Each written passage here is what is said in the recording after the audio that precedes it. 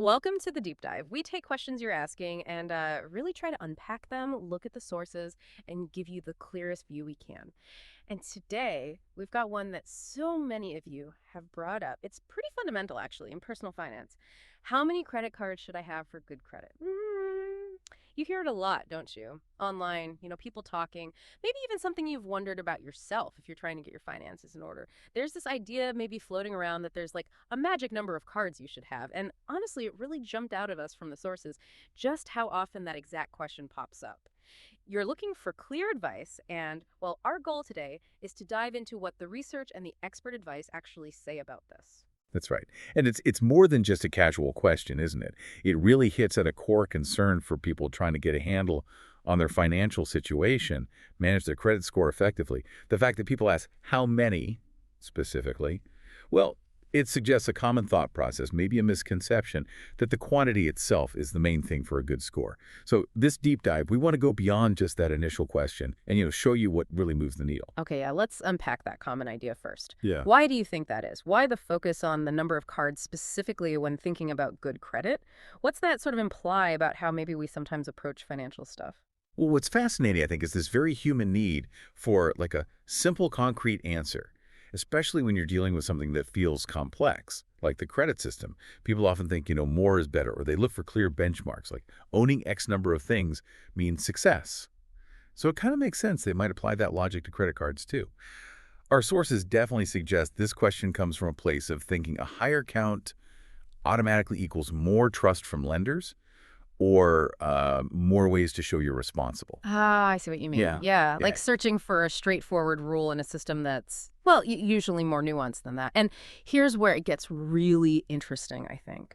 While that question, how many, keeps coming up again and again, our deep dive into, financial sources, everything from credit reports explanation to financial planning advice, it consistently shows that the number of cards Yep. is way less important than how you actually manage them. So let's pivot a bit. We talked about the why of the question. Let's get to the what.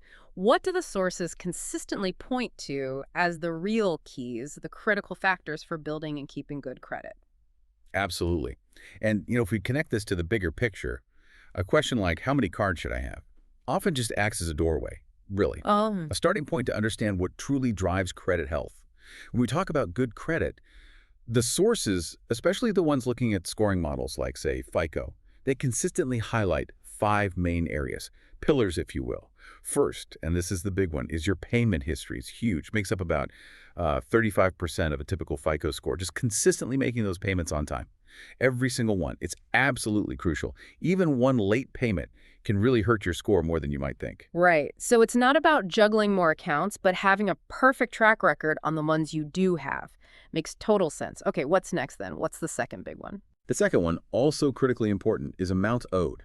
You often hear this called credit utilization. This is another big slice, about 30% of the score.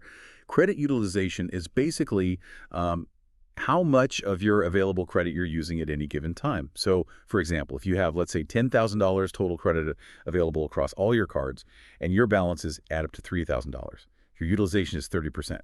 And the sources, they all stress keeping this percentage low, really low, ideally under 30%, definitely.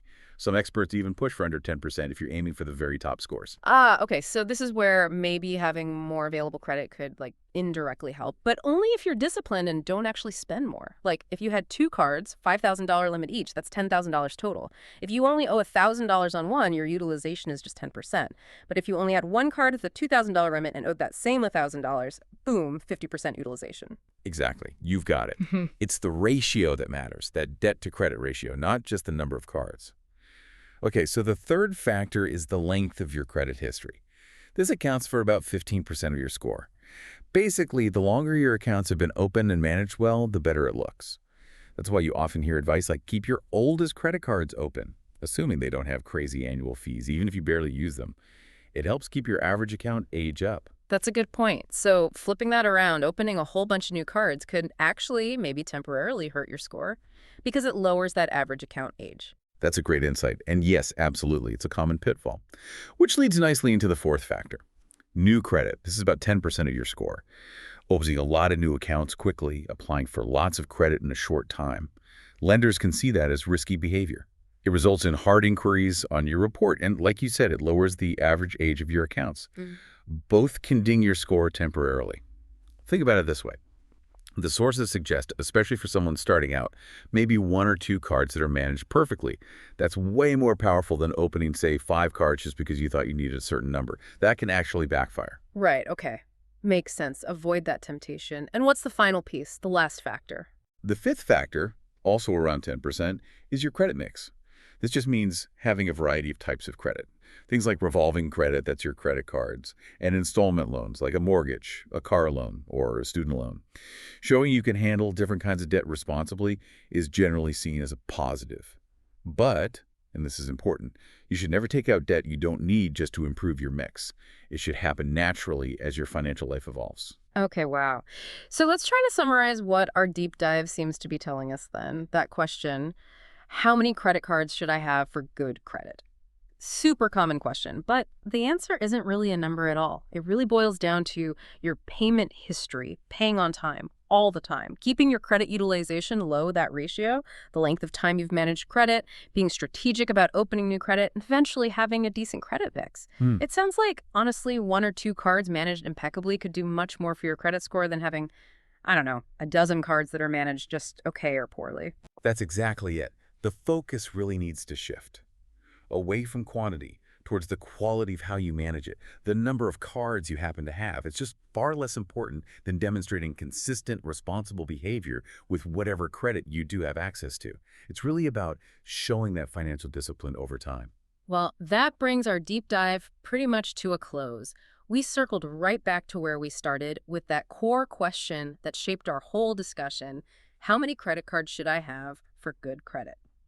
We definitely invite you, listening, to keep thinking about that question, but maybe now, through this slightly different lens we've discussed, maybe take a look at your own credit habits in light of these factors. Yeah, and maybe a final thought here is just asking the right questions, like this one. How many cards should I have?